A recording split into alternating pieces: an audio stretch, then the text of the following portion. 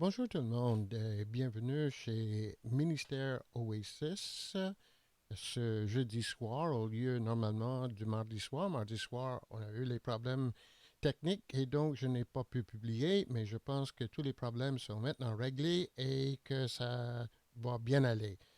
Ma prière, c'est vraiment que ce soir, ce que vous allez entendre, ce que vous allez voir, va vous bénir et que le Seigneur va utiliser ça pour votre vie et aussi, ultimement, pour sa gloire.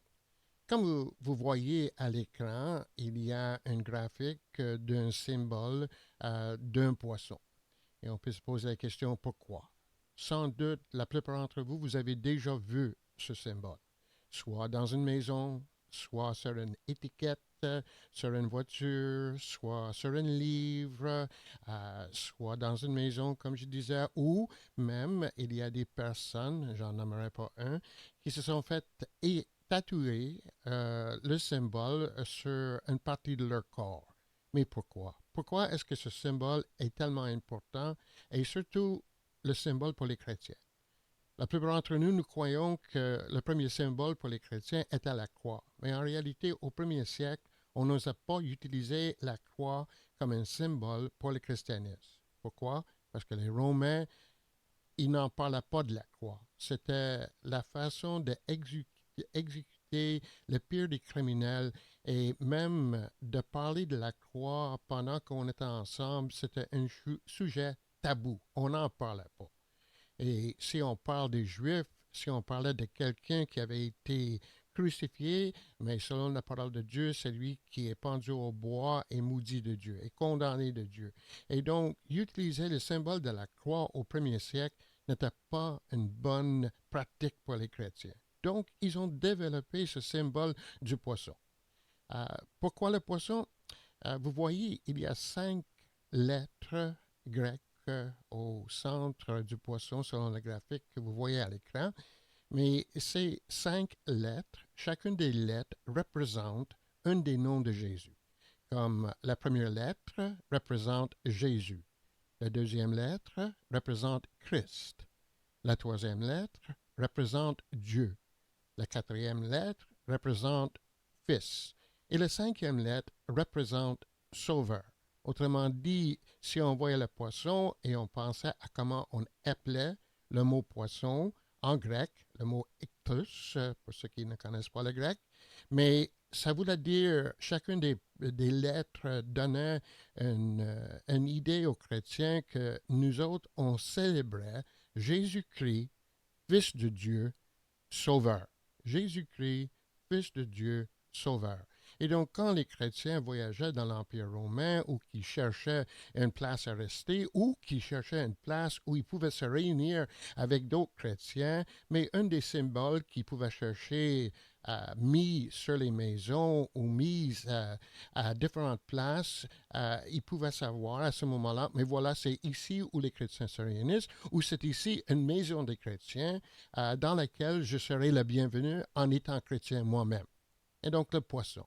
Le poisson même, le premier symbole des chrétiens, avait comme but d'enseigner l'importance de qui est Jésus et qu'est-ce que Jésus-Christ a fait.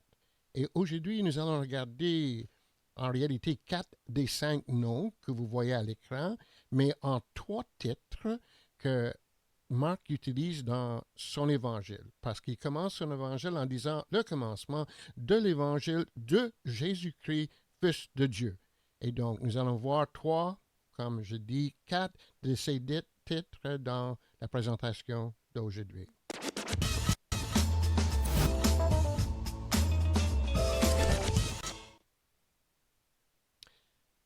Les 3 titres que Marc utilise encore, c'est les titres Jésus, Christ et Fils de Dieu. Chacun de ces titres, selon ce que nous avons vu la dernière fois que nous étions ensemble, avait une importance en ce qui concernait l'Évangile. Parce que l'Évangile était une annonce de qui était Jésus et qu'est-ce que Jésus-Christ a fait. En réalité, tout l'Évangile de Marc a comme but de démontrer que ce Jésus est vraiment le Christ, ce Jésus est vraiment le Fils de Dieu. mais parce qu'il est le Christ et parce qu'il est le Fils de Dieu, mais à ce moment-là, nous pouvons avoir les bienfaits ou les avantages que Dieu a gagnés pour nous à travers Jésus-Christ. Et donc, ce que j'aimerais faire, c'est de regarder chacun de ces titres un après l'autre. Le premier titre, c'est le nom Jésus. Nous disons Jésus en français, en anglais Jesus, mais en hébreu, le mot, c'est Yeshua, qui est traduit aussi dans l'Ancien Testament par un des personnages qui s'appelle Josué. Le mot signifie, si on prend la signification littérale du mot, ça veut dire Dieu sauve. Et ce que nous avons dans les évangiles et dans les autres écrits du Nouveau Testament, nous avons le nom Jésus qui est une sorte de translittération de Yeshua ou de Josué, Jésus pour les Grecs. Jésus, c'était un nom commun au premier siècle. La plupart de nous ne réalisons pas combien de Jésus il y avait au premier siècle. C'était un nom qui était connu, c'était un nom qui était utilisé. Si je me rappelle bien, il y avait au moins 4 des principaux sacrificateurs au premier siècle au temple qui avaient comme nom Jésus. Nous voyons même dans les évangiles et dans les épîtres de Paul, dans les actes, qu'il y a d'autres personnes qui s'appellent aussi Jésus. C'est un nom commun pour ce temps-là. Mais ce n'est pas simplement un nom commun, c'est aussi un nom spécial. Dans Matthieu, c'est le premier évangile, l'autre évangile à part Marc, Luc et Jean. Nous lisons dans le chapitre 1, quand l'ange annonce à Marie qu'elle enfantera un fils, l'ange lui dit de la part de Dieu, elle enfantera un fils et tu lui donneras le nom de Jésus, c'est lui qui sauvera son peuple et de ses péchés. Mais il y a 3 choses à remarquer dans ce verset. La première chose, c'est que Jésus était un être humain et historique. Il y a des personnes qui osent même dire encore aujourd'hui, mais Jésus n'a jamais existé. Mais selon la parole de Dieu, selon l'histoire, Jésus n'est pas venu en apparition, il n'est pas venu comme un ange, il n'est pas venu comme je ne sais pas quoi d'autre nous pouvons mentionner, il est venu en tant qu'être humain. Et donc, c'était un être humain qui a existé dans l'histoire de l'homme, surtout au premier siècle. Mais le verset dit aussi qu'il était le sauveur de son peuple. Et j'aimerais que nous remarquions vraiment ici qu'il dit qu'il sauvera son peuple, ils seront sauvés ou le peuple sera sauvé de ses péchés. Il ne dit pas qu'il deviendra un sauveur du monde, ça ce n'est pas la question aujourd'hui, ni est-ce qu'il sauverait le monde de leurs péchés. Ici dans Matthieu, c'est une question d'être un sauveur pour son peuple, pour sauver son peuple de ses péchés. Vous voyez, c'est très important quand nous étudions la Bible de réaliser que la Bible a été écrite, les parties de la Bible ont été écrites par les individus, par les personnages historiques, et ces personnages historiques vivaient dans leur propre temps, avec leur propre pensée, avec leur propre culture, avec leur propre contexte. Et pour nous, en étudiant l'évangile de Marc, il faut réaliser que, premièrement, Marc, quand il parle de la vie de Jésus, quand il nous donne ce que Jésus-Christ était et ce que Jésus-Christ a fait, mais il parle premièrement de comment Jésus-Christ était aperçu parmi les Juifs. Jésus-Christ, quand il était sur terre, premièrement, était là et a donné son enseignement, premièrement, aux Juifs. Il était ou il devait être le sauveur de son peuple. Et donc, le premier focus du ministère de Jésus-Christ et de la personne de Jésus-Christ était de sauver son peuple. Et selon le Nouveau Testament, son peuple, c'est les Juifs.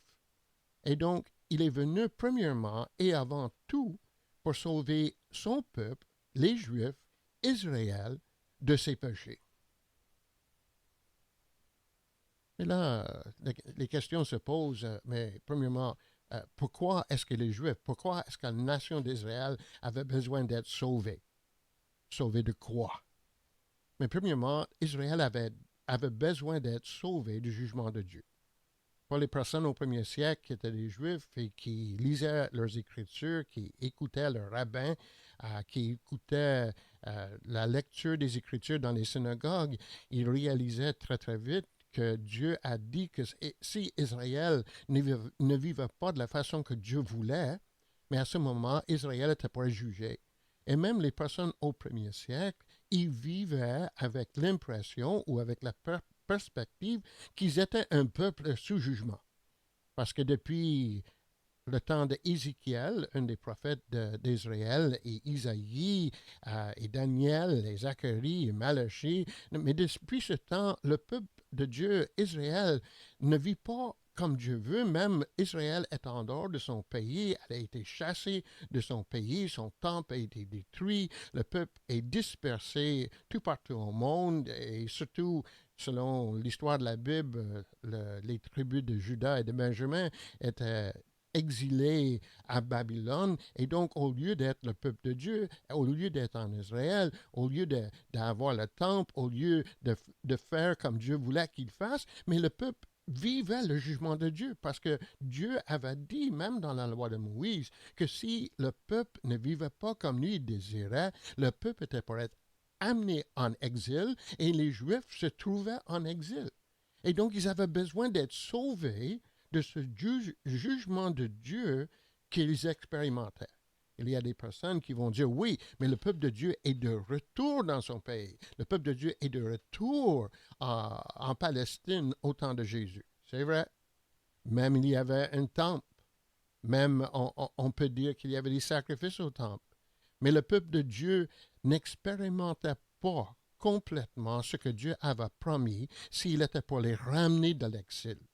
Une chose de très importante, en tous les cas que moi je trouve très très important, c'est que nous voyons dans Ézéchiel que quand Dieu a décidé de juger son peuple, l'Esprit de Dieu est parti de lieux très saints, c'est la place où Dieu habitait en Israël, pour le peuple d'Israël, où, comme une personne a déjà dit, le ciel touchait la terre, dans le lieu très saint, mais Dieu est parti de là, il est sorti du temple, il est sorti de la ville de Jérusalem, il est parti. Et même si le peuple de Dieu était de retour en Israël, même si Hérode, le roi des Juifs, avait construit un nouveau temple, nous ne avons jamais vu, et le peuple n'a jamais vu, le peuple n'a jamais accepté que Dieu et la gloire de Dieu étaient de retour parmi son peuple. Et donc, le peuple, même au temps de Jésus-Christ, vivait le jugement de Dieu. Et pourquoi? Pourquoi est-ce qu'il le vivait? Pourquoi est-ce qu'il avait besoin d'être sauvé? Il avait besoin d'être sauvé de la perte de la vocation d'Israël. Vous voyez, Dieu, depuis Abraham, a décidé que la semence ou les descendants d'Abraham seront choisis par Dieu pour la bénédiction d'Israël, mais non seulement pour la bénédiction d'Israël, mais pour la bénédiction de toute la terre et de toutes les nations. Donc Dieu a choisi une nation par laquelle il était pour accomplir ce qu'il désirait faire depuis qu'Adam et Ève ont chuté. Depuis qu'Adam et Ève ont fait que les hommes soient exilés de la présence de Dieu. Dieu voulait ramener le monde dans sa présence. Dieu voulait ramener le monde pour que nous puissions vivre tel que Dieu nous a donné selon Genèse, le chapitre 1. Mais le peuple de Dieu n'a pas écouté, les Israélites n'ont pas écouté. Et au lieu d'écouter Dieu, ils se sont révoltés, ils ont commencé à suivre les idoles. Dieu les a jugés, Dieu les a ramenés, Dieu les a jugés, Dieu les a ramenés. Et à un moment donné, il les a exilés pour de bon à Babylone. Même après ça, Dieu les a ramenés en Palestine. Mais ils ne vivaient pas pour la vocation d'Israël. La vocation d'Israël qui était pour être le peuple de Dieu, la lumière des nations, et pour pouvoir être un peuple par lequel Dieu était pour bénir toute la terre et toutes les nations. Et donc, Dieu était pour les juger, parce qu'ils n'ont pas vécu pour lui, mais encore plus, parce qu'ils ont failli à la vocation d'Israël que Dieu lui avait donnée. Et donc, ils avaient besoin d'être sauvés de son jugement, sauvé de la perte de sa vocation. mais aussi sauver de la perte des promesses de Dieu, parce que Dieu avait promis dans les prophètes qu'il était pour revenir. Il était pour revenir comme il est parti d'Israël, comme il est parti de Jérusalem, comme il est parti du temple. Il était pour revenir. Sa gloire était pour revenir parmi le peuple. Et quand sa gloire reviendra, et quand Dieu reviendra, tout ce qu'il avait promis, que la terre serait renouvelée, que Dieu régnerait sur la terre. Pas seulement sur Israël, mais sur le monde entier. Mais ces promesses n'ont pas été accomplies encore. Et donc, le peuple d'Israël, parce que c'est par ce peuple que Dieu était pour accomplir ses promesses, mais le peuple avait besoin d'être sauvé. Ces péchés, si on peut les résumer, c'est qu'ils se sont détournés de Dieu. Ils sont devenus les idolâtres. Au lieu d'adorer Dieu, ils ont adoré d'autres dieux. Et même quand ils disaient adorer Dieu, ils n'écoutaient pas encore Dieu comme Dieu voulait. Parce que les Juifs, même la nation d'Israël au 1er siècle, au lieu de réaliser que leur vocation n'était pas simplement pour eux, mais pour le monde entier, ils sont devenus un peuple très, très exclusif. Et tout ce qui comptait, c'était eux, c'était leur vocation, c'était leur possibilité d'être sauvés de leurs péchés et de recevoir les promesses de Dieu. Et toutes les autres personnes, toutes les autres nations étaient regardées comme les riens par rapport à ce que certains Juifs croyaient au 1er siècle. Et donc, les Juifs, un de leurs plus grands péchés, c'est de s'être détournés de leur vocation. Très, très important. Vous savez qu'au 1er siècle, une personne, pour pouvoir avoir le pardon de ses péchés, il fallait que la personne aille au temple, amène un sacrifice, que le sacrifice soit accepté, que la personne pouvait repartir chez eux, sachant que ses péchés ont été pardonnés. Une fois par année, le souverain sacrificateur entrait dans le lieu très saint où supposément Dieu habitait. Et il amenait un sacrifice, ou il amenait du sang d'un sacrifice, comme le sang pour tout le peuple, pour que tout le peuple puisse être pardonné et que leurs péchés soient effacés au nom de Dieu.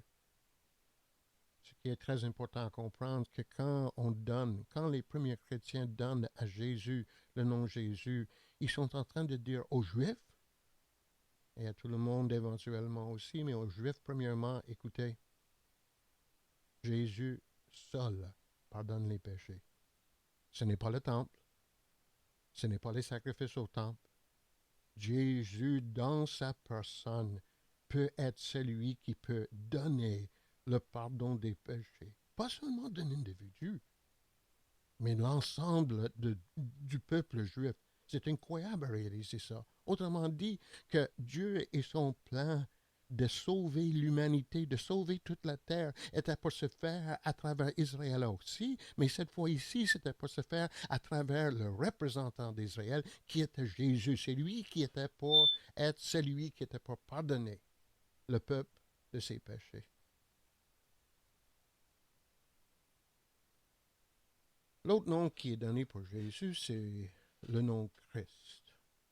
Sa traduction littérale, c'est oint, une personne qui est oint de l'huile, oint de d'autres choses, loin de l'Esprit Saint, comme nous trouvons dans d'autres passages de la Bible. Mais la traduction littérale, c'est une personne qui est oint.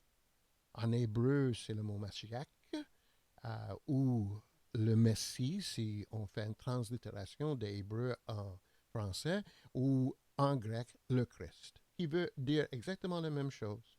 C'est le Messie, c'est le roi. Dans l'Ancien Testament, nous voyons qu'il y avait 3 personnages importants qui étaient oints de la part de Dieu.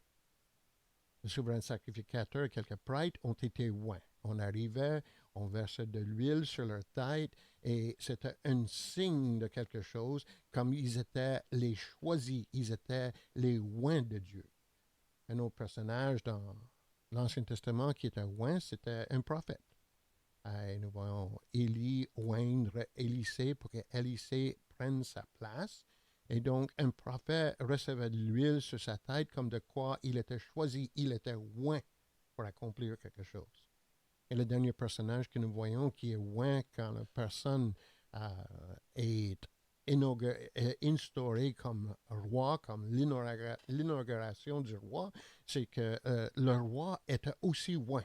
On versait de l'huile sur la tête du roi qui signifiait qu'il était le choisi, il était le oint.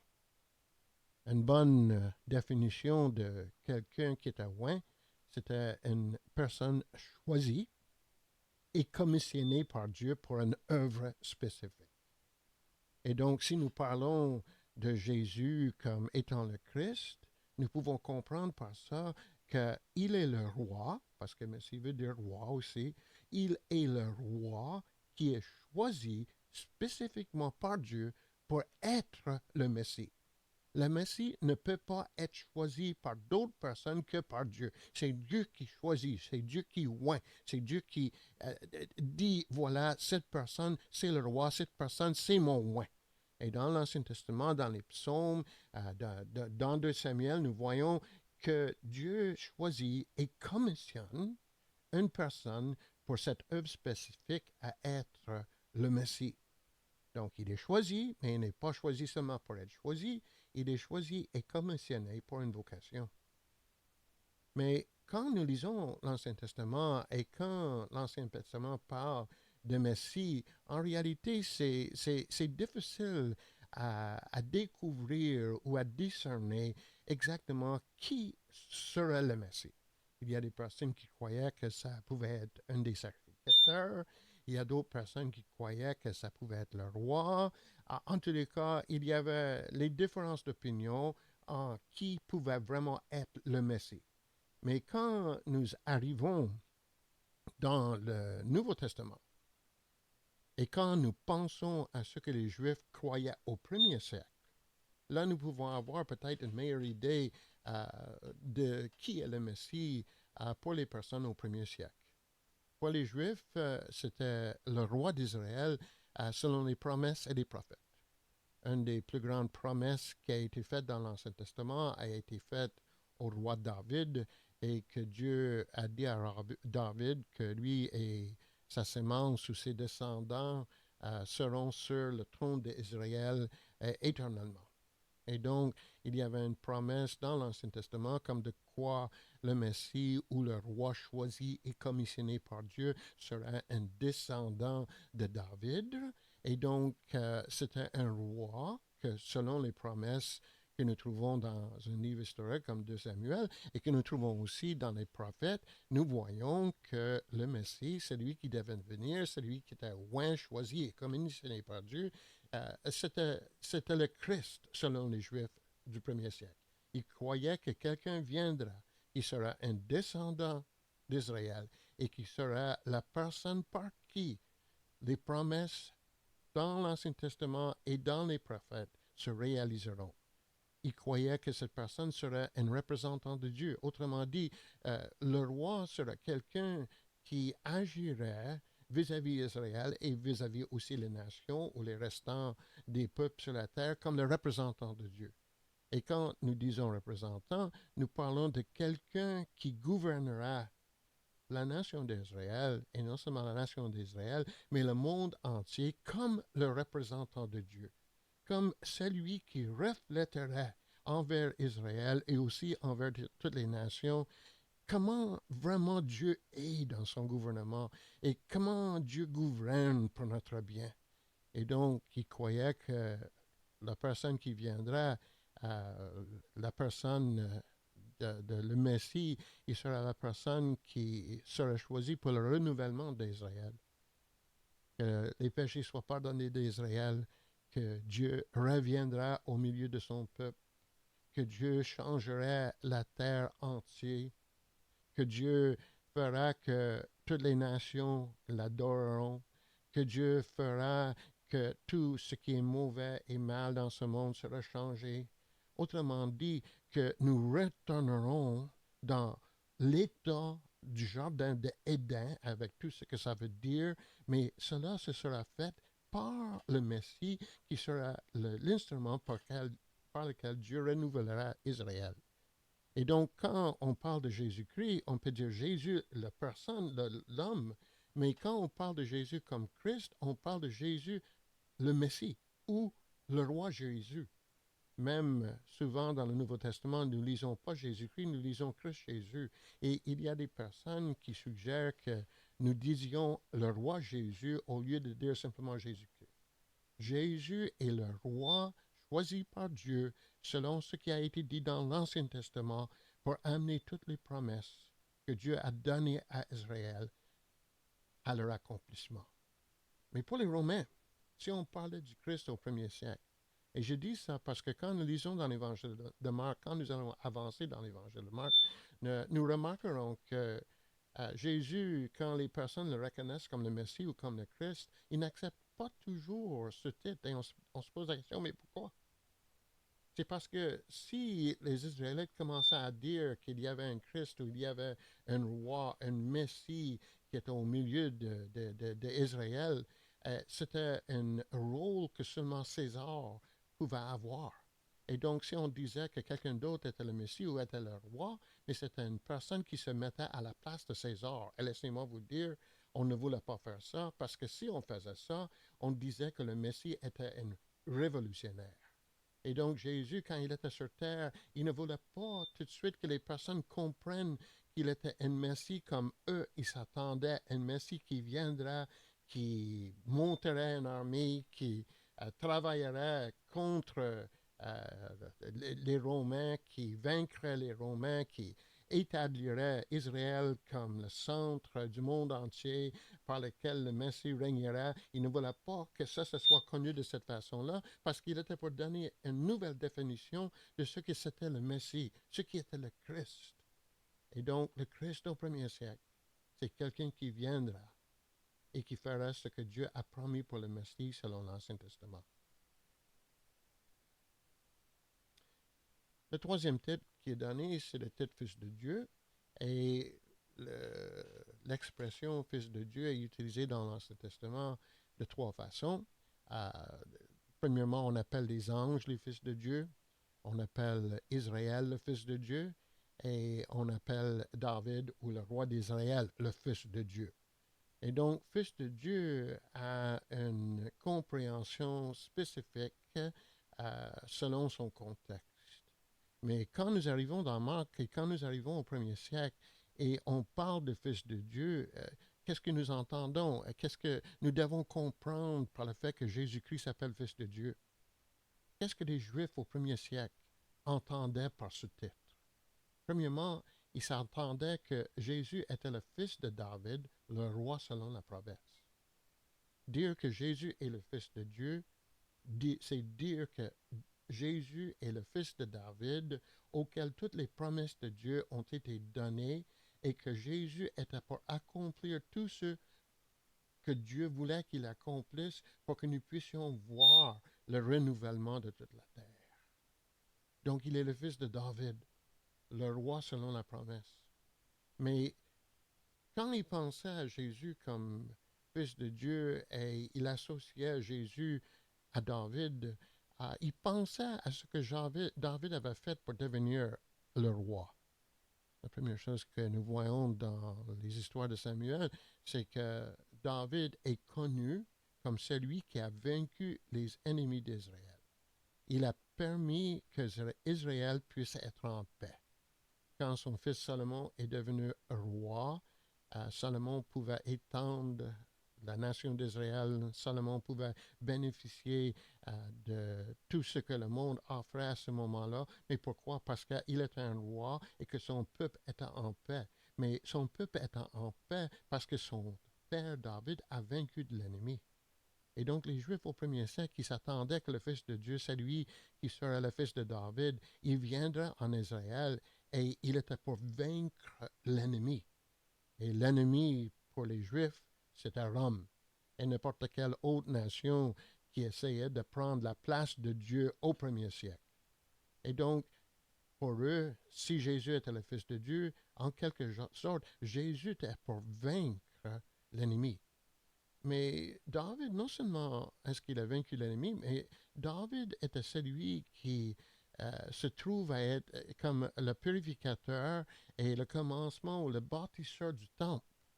Et les Israélites au premier siècle croyaient que quand le Messie viendra, que le Messie était pour vaincre les ennemis d'Israël, mais le Messie aussi était pour purifier le temple, parce que même si le temple était là, la personne qui était le souverain sacrificateur n'était pas considérée un vrai souverain sacrificateur selon les lois que nous trouvons dans l'Ancien Testament.